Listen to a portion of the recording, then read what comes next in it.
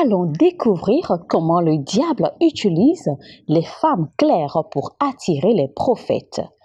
Expliqué par l'apôtre Michael Oropo. Vous savez, quand ces principautés apparaissent, ces principautés commencent à montrer, à ouvrir les yeux du prophète sur les femmes claires. Mais le fait est que les démons auraient pu corrompre les femmes au teint clair pour pouvoir attirer les prophètes. Et c'est pour cela que vous allez voir certaines femmes claires ou certaines jeunes femmes claires qui se permettent de s'habiller à moitié nues, de s'habiller avec des mini-jupes, avec leur poitrine ouverte, avec les jambes presque nues. Et elles sont là assises dans la congrégation ne sachant même pas qu'elles constituent un agent de tentation ou un agent diabolique.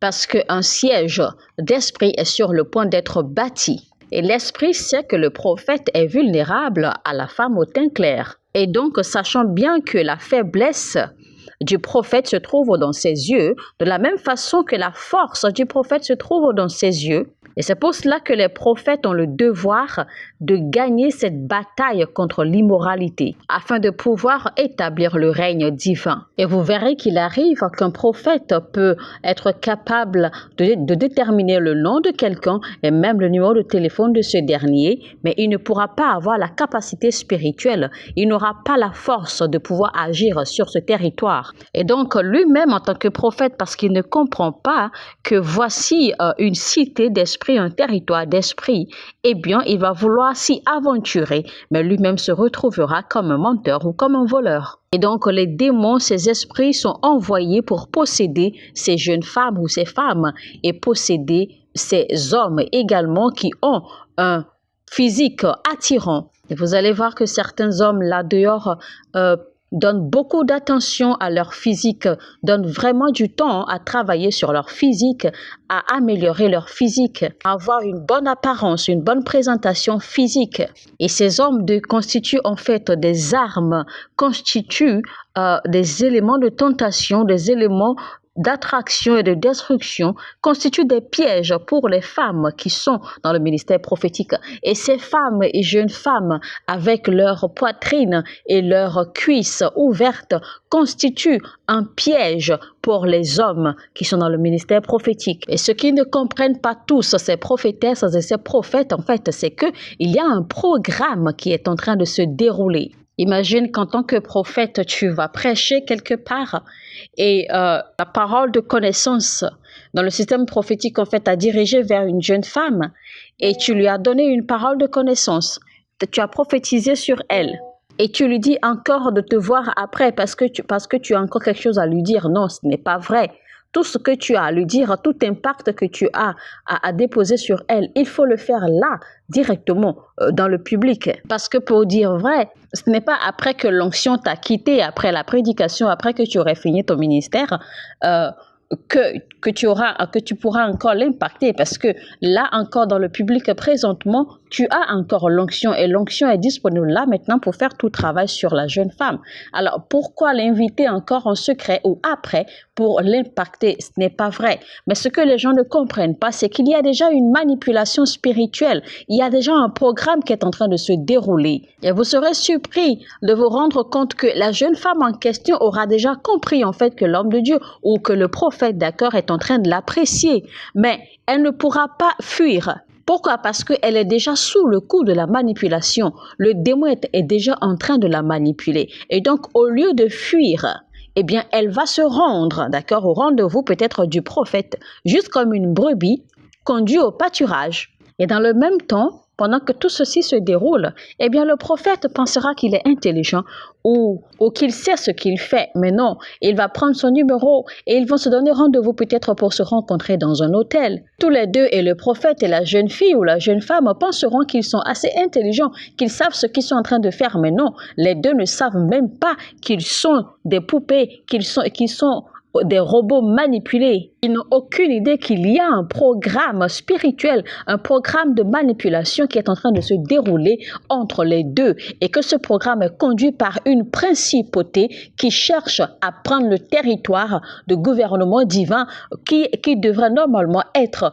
géré, d'accord, par le prophète. Et c'est là que vous voyez que malheureusement, en une année, près de 40 authentiques prophètes de Dieu tombent. Et parce que ces prophètes sont tombés, eh bien, la chambre spirituelle, le territoire spirituel qu'ils étaient supposés, qu'ils avaient été appelés à bâtir et à gérer dans le règne spirituel divin, vous verrez que cette principauté maléfique prendra alors charge de ce territoire, de ce règne que ces prophètes étaient supposés créer, et il en devient propriétaire et roi dans l'ecclésia de Christ.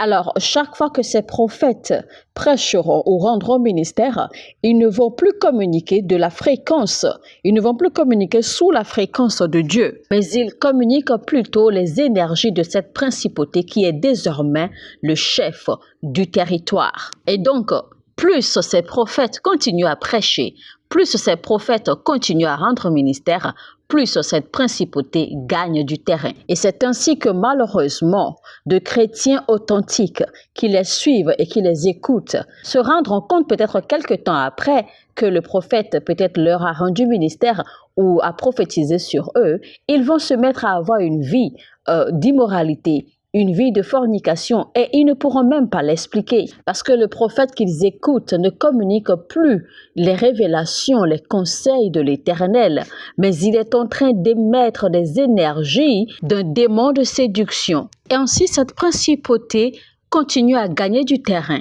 Alors il va commencer à manipuler le cœur des politiciens, et lui ouvrir les yeux, tourner sa tête, son esprit sur des affaires sur lesquelles il pourrait avoir du gain, du profit. C'est ainsi que vous voyez des politiciens qui sont manipulés et qui deviennent attachés à la chaîne de corruption et qui commencent à voler du pays ce qui devrait être utilisé pour servir le peuple. Et donc, vous voyez comment en fait ces gens sont stupides.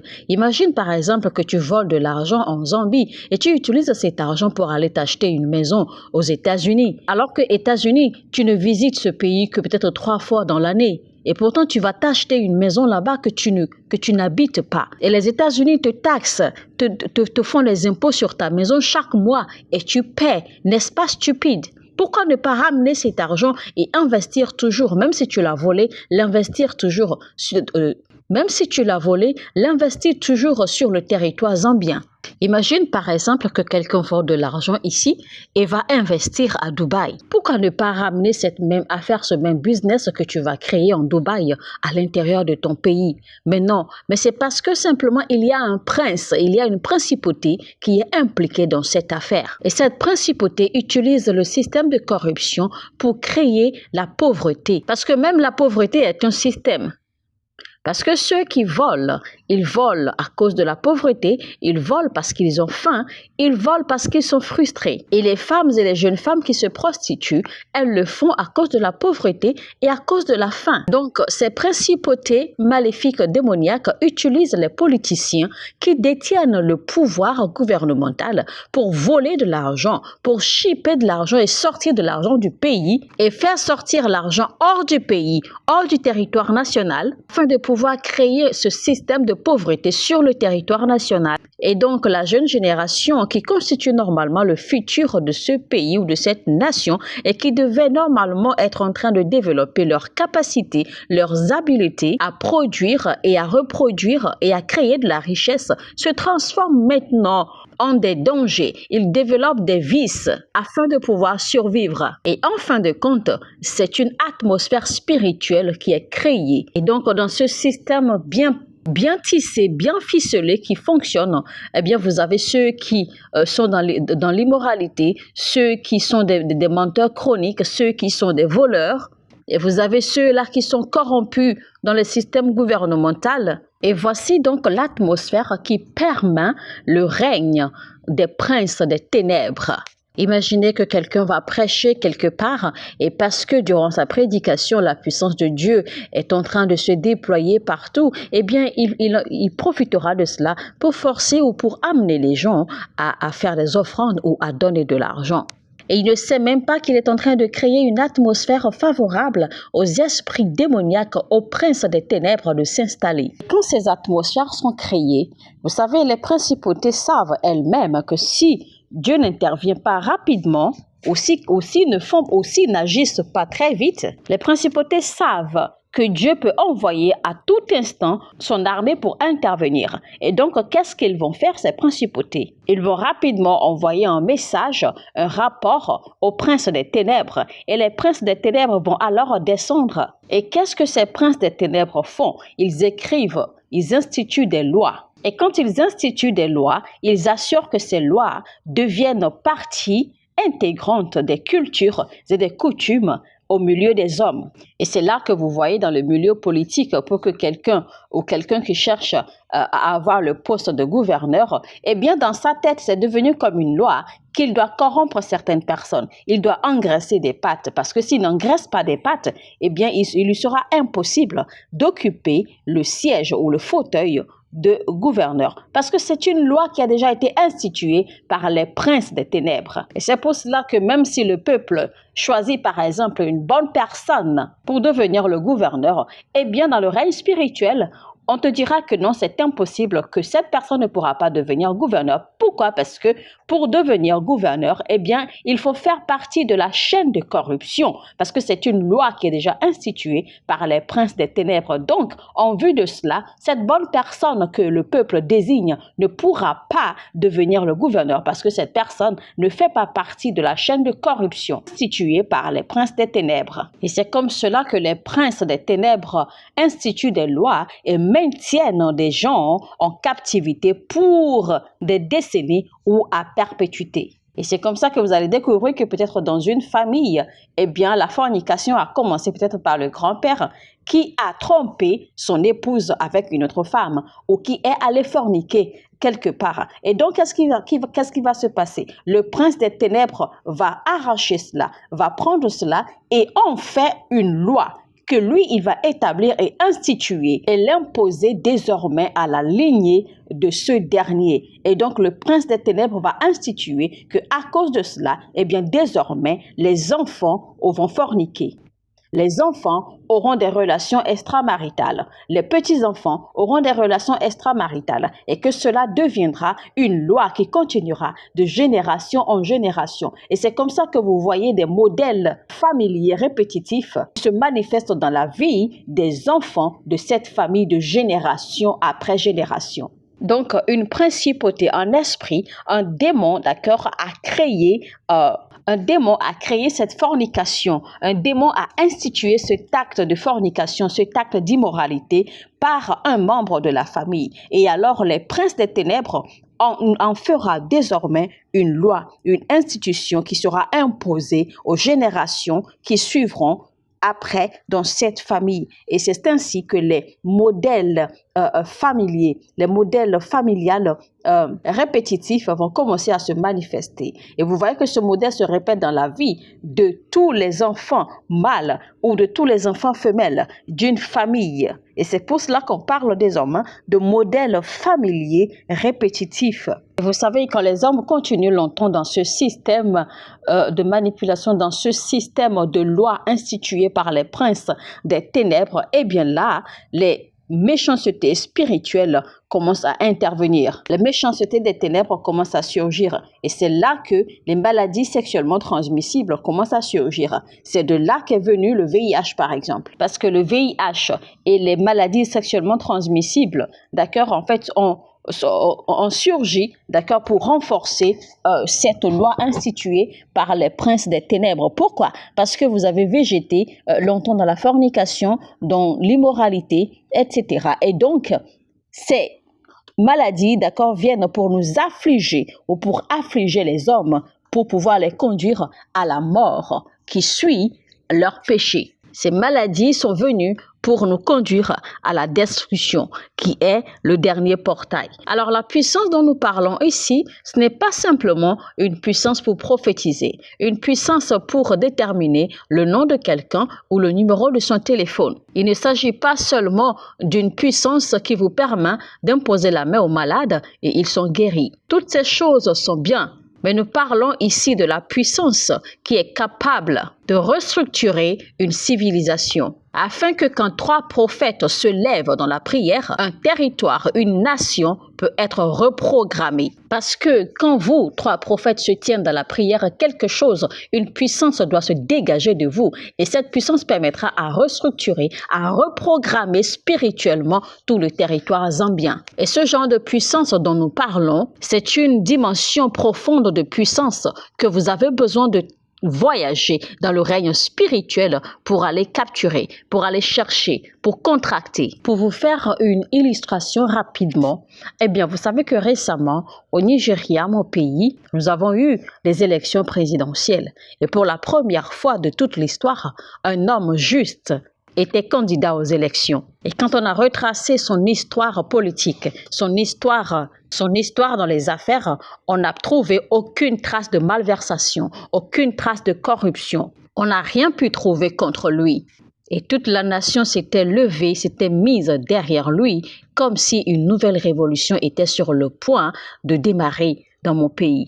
Mais vous voyez, les magistrats démoniaques, les princes des ténèbres ont déjà établi des lois qui stipulent que avant que vous deveniez un gouverneur ou un président ou un dirigeant, vous devez être corrompu. Vous devez obligatoirement faire partie de la chaîne de corruption. Alors que lui, il a refusé d'être corrompu. Il a refusé d'être entaché. Alors, quand les princes des ténèbres ont vu que même la puissance de Dieu était en train de travailler, d'agir sur le cœur du peuple, alors nous avons eu le rapport parce que les observateurs internationaux ont démontré que l'organisation qui s'occupe des élections dans mon pays, ils n'ont pas suivi leurs propres régulations, n'ont pas suivi leurs propres règles dans l'organisation et dans la conduite et dans le suivi de ces élections. Et donc, dans tous les cas, de toutes les façons, la corruption doit intervenir. Et quand on a voulu interpeller le patron de l'organisation qui s'occupe des élections, eh bien,